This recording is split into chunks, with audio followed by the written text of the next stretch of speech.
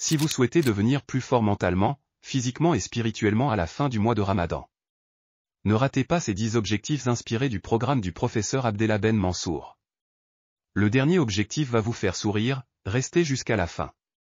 Objectif numéro 1. Réciter ou lire tout le Coran au moins une fois pendant le mois.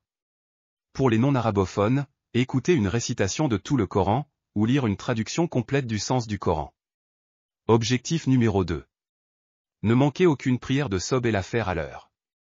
Faire la prière en groupe et à la mosquée est, bien entendu, plus méritoire, 27 fois plus. Mais cela peut être contraignant pour certains. Par contre, la faire à l'heure est une obligation à la portée de tout le monde. Objectif numéro 3. Perdre au moins 4 kilos. C'est une indication générale qu'il faut adapter selon son état, en préservant sa santé.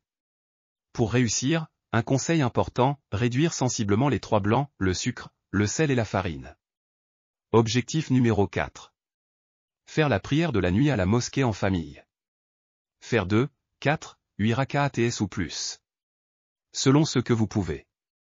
Si vous la faites en famille, que celui qui connaît mieux le Coran fasse l'imam. Sinon, lire directement du livre. La prière de la nuit fortifie le corps et bénit le foyer. Objectif numéro 5. Faire des dons supplémentaires. Doubler ou tripler les dons habituels en dehors du Ramadan. Le faire avec sincérité, chasse le mal et garantit la subsistance. Objectif numéro 6. Invitez des proches à rompre le jeûne chez vous autant que vous le pouvez. Et invitez des amis non musulmans à manger chez vous au moins une fois dans le mois. Voisins, collègues, amis. Ceci augmente la foi et chasse l'hostilité. Objectif numéro 7. Rendez visite, ou appelez des parents ou des proches au moins une fois par semaine. Renouez et fortifiez le contact et les relations avec les membres de votre famille. Objectif numéro 8. Divisez le temps des écrans au moins par 2, tout au long du mois. Consacrez le temps ainsi gagné pour la récitation, méditation, dhikr ou autre chose utile. Objectif numéro 9. Doublez la quantité de dhikr, aménagez dès maintenant un temps d'adoration pour les 10 derniers jours. Ne pas rater de veiller la nuit du destin.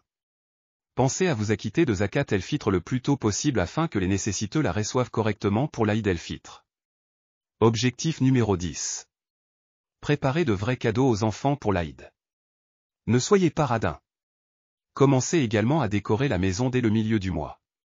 Il faut faire revivre l'esprit de la fête et de la joie pour la faire rayonner autour de soi.